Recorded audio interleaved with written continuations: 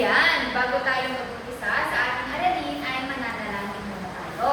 Mga bata, kayo ay tumayo at tayo ay mananalangin. Maaari mo bang pangunahan, Claire? Tayo po ay manuot. Amen. Amen. Magandang araw mga bata. Magandang araw din po.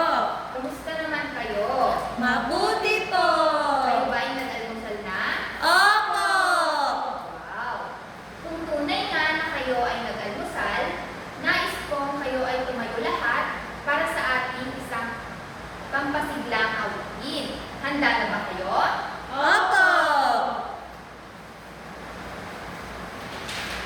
Mga bata, basahin niyo nga pamagat ng ating awitin. Pag-ibig tulad ng batis. Tayo ay kakanta at sasabayan niyo lamang si teacher. Sasaya tayo, okay? Ready na ba kayo?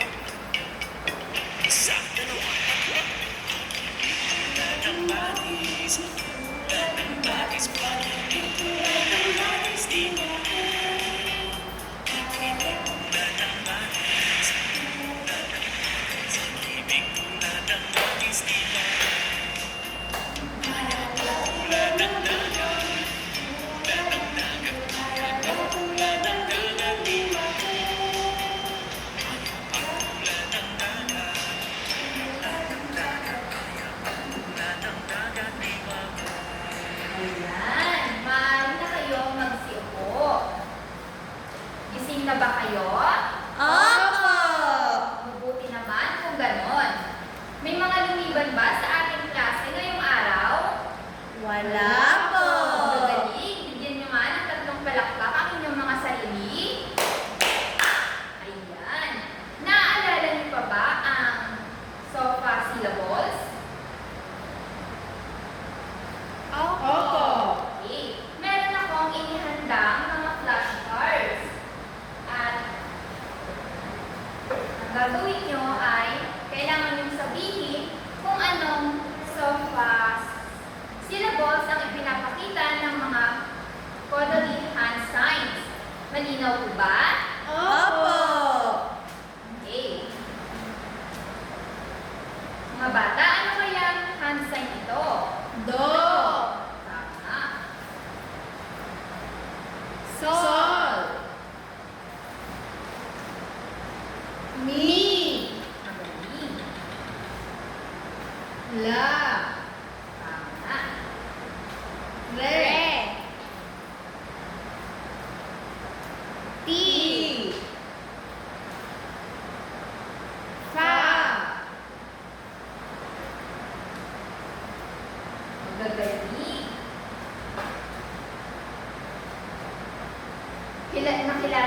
Kilala nyo nga ang SOFA syllables sa pamamagitan ng hand sign. Ngayon naman ay magbabalik-aral tayo. Saan na ulit patungkol ang ating nakaraang aralin? Patungkol po sa beach name. Tama. Ano nga ulit ang beach name? Ma, Yes, Aryan? ang pitch name ay pangalan na ginagamit upang pupuin ang taas o baba ng isang tunog sa musika. Tumpak. Kung ganon, meron akong maikling aktibidad na inihanda para sa inyo. Maaari ba akong basahin?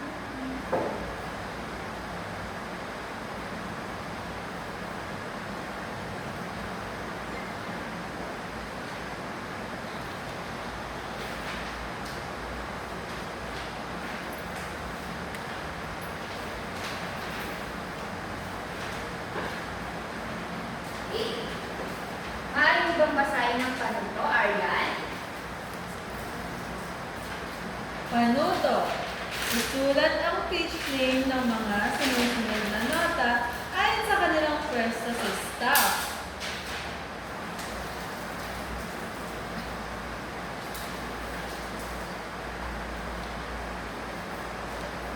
Okay, sino ang nais sumagot? O nga, Aryan? Maaari ka bang sumagot?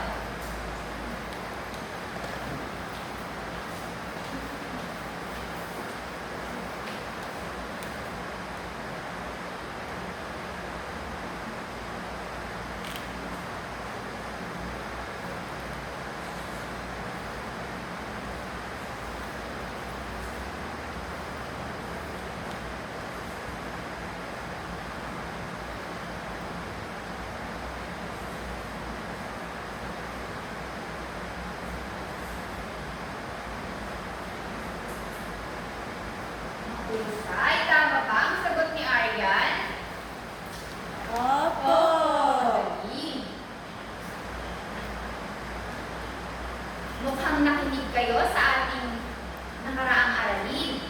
Bigyan niyo man ng limang palakpak ang inyong mga sarili.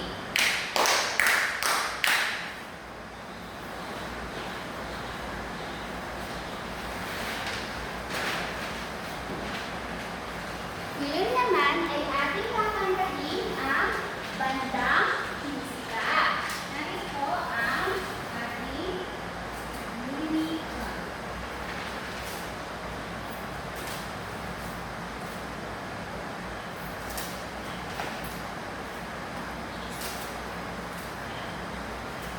Handa na ba kayo mga bata?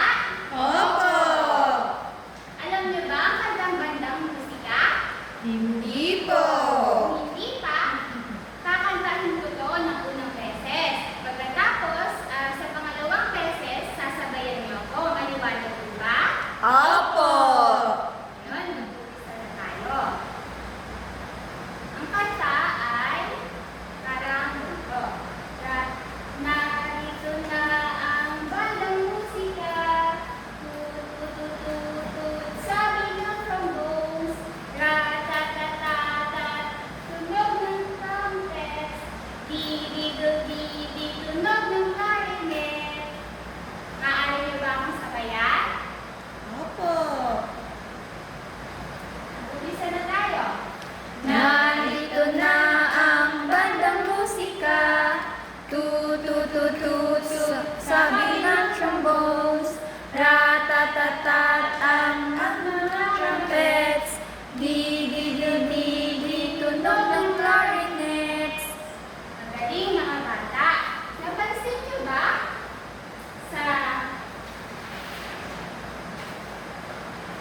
Ano ang napansin niyo sa notasyon? Ito, para mas malaki.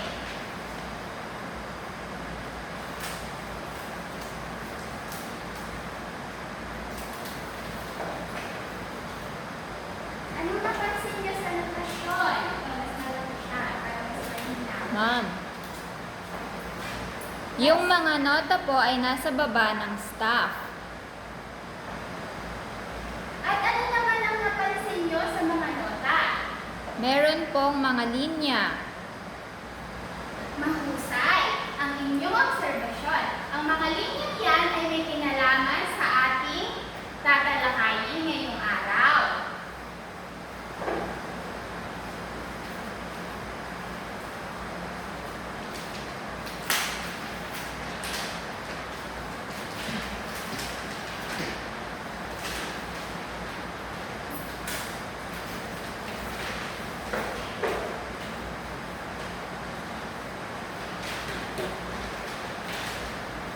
Okay, ang ating tatalakayin ngayong araw ay patungkol sa ang mga pitch names sa ledger line. Ano nga ulit ang ating tatalakayin? Ang mga beach names sa ledger line. Handa na ba kayong para sa ating panibagong talakayin? Opo! Ngayon, tayo ay maglalakbay ng muli sa panibagong kabanata ng musika. Ngunit bago yan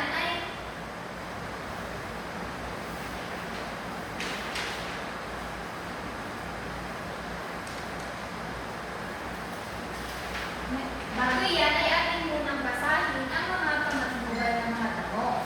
Ito ang inyong magiging gabay sa ating talakayan at ito itong sasagutin mamaya. Naliwanag ba mga bata? Opo! Okay, basahin na natin ang mga pamatutunan ng tanong. Ano ang ledger line? Saan matatagpuan ang ledger line sa staff? Ano ang gamit ng ledger line? Paano natin matutukoy ang pitch name ng nota na nasa ledger line? Maraming salamat. Ngayon naman, at bilang paalala sa mga kamatayan ng ating talakayan, ay meron ako dito inihandang mga pamantayan sa pakikinig. At nais ko na basahin ko ito ng sabay-sabay.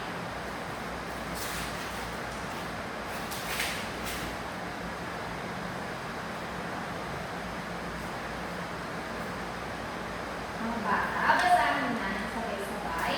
Mga pamantayan sa pakikinig. Maging magalang sa guro at mga kaklase. Makinig ng mabuti at igalang ang iba. Maging aktibo sa klase at tulungan ang iba. Magtanong, magbahagi ng mga ideya at lumahok sa mga aktibidad. Maraming salamat.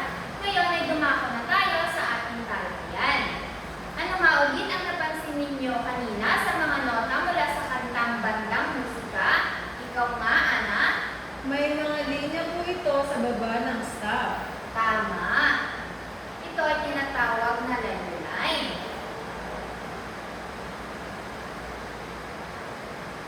Magandang obserbasyon yan. Ngayon ay tignan natin.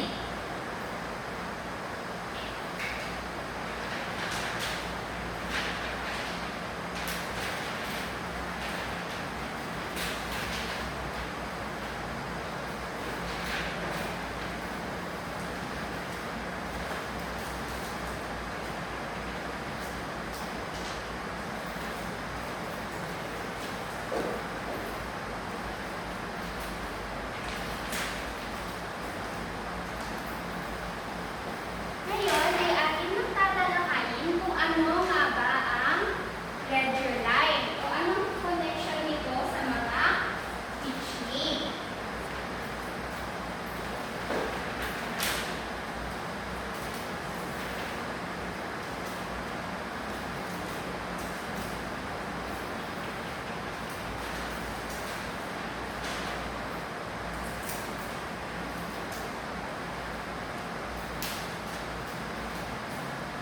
Maaari mo bang basahin, Mara? Ang ledger line ay matatagpuan sa ibabaw o ilalim ng staff. Ang pitch name na makikita sa unang puwang sa ibaba ng staff ay D. C naman ang nasa unang ledger line at B ang matatagpuan sa ilalim ng unang ledger line sa ibaba ng staff. Matatagpuan naman ang pitch name na A sa unang ledger line sa ibabaw ng staff at G naman ang sa unang puwang sa ibabaw ng lead guhit. Yun, isa-isahin natin. Sabi dito, ang pitch name na makikita sa unang puwang sa ibaba ng staff ay D. Ito, ano na ulit ang tawag dito? Lead guhit. Ito ang lead. Sa ibaba nito ay may puwang. Ang unang letrang makikita daw dito ay letter D. D. Letter D. Ngayon naman, ang unang guhit o ang unang letra naman na makikita sa unang ledger line o yung mga, ano ulit ang ledger line?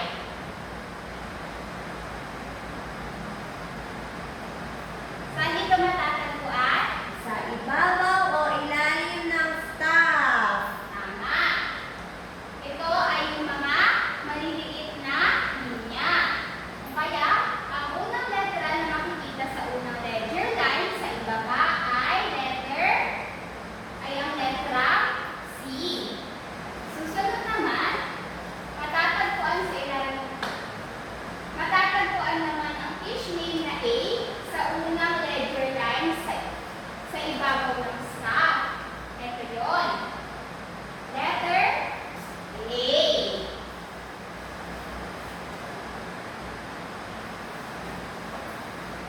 At sa ibabaw naman ng staff o ang unang puwang ay letter G.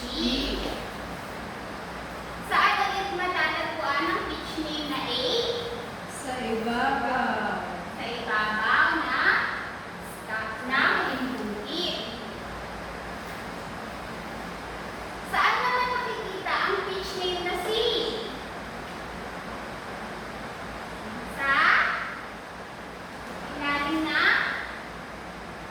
Sa ilalim ng unang ledger line. sa ilalim na staff o una Ledger line.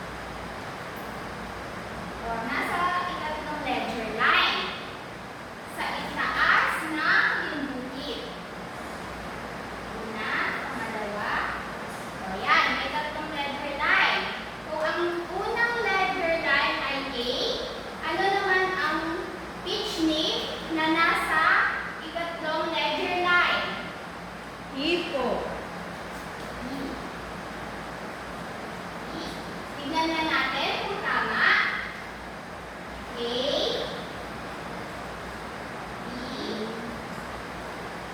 C, D. Tama.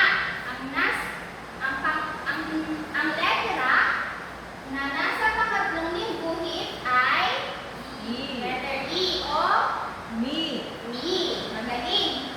Ano naman ang letra na nasa pangatlong lingguhit?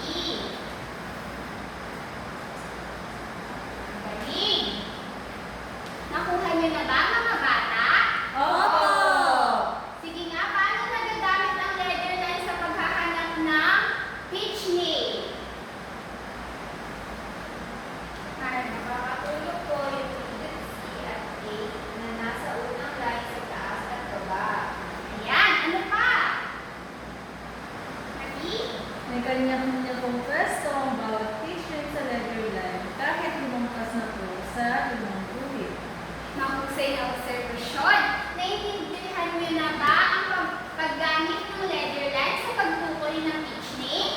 Opo! Ngayon, bigyan ng 3 palakpak ang inyong mga sarili.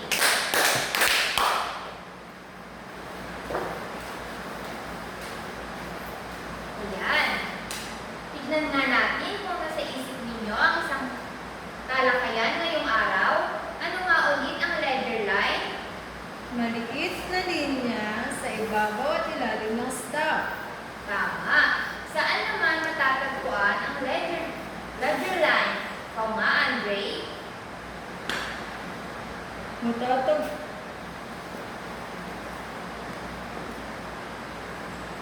Matatagpan po ang staff sa ibabaw o ilalim ng unang staff. Magaling. Ano naman ang gamit ng letter line? Ikaw nga, Sophia. Gabay po upang lalong maintindihan ang mga nota. Magaling. Paano naman natin matutukoy ang pitch name ng nota na nasa letter line? Mahusay. Mukhang nakikinig kayo sa ating talakayan. Bigyan nyo nga ng shimmy clap ang inyong mga sarili. Alam nyo ba kung paano gawin ang shimmy clap? Hindi po! Ganito gawin ang shimmy clap. Papalakpak kayo ng 3 beses. Papadyak ang paa ng 2 beses. At gagawin nyo to. Shimmy, shimmy. Okay, gawin na natin lahat. 1, 2, 3, 1, 2, shimmy, shimmy. Okay. Ngayon ay magkakaroon tayo ng aktibidad upang malaman ko kung talagang kayo ay may natutunan.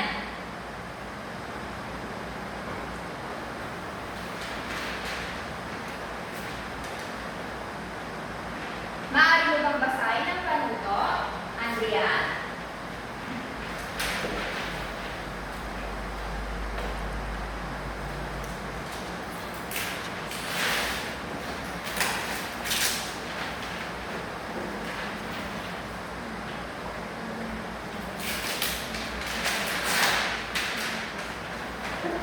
Panuto. Maghati-hati ang grupo sa 4 na miyembro. Bawat miyembro ay may kanya-kanyang pwesto. Bawat basket ay may 4 na letra na magsisilbing pitch at makakabuo ng isang salita. Kailangan mabuo ng bawat grupo ang salita na maayos na nakalagay ang mga letra sa tamang letter line. Ang grupong unang matapos ang siyang tatanghaling panalo. Salamat.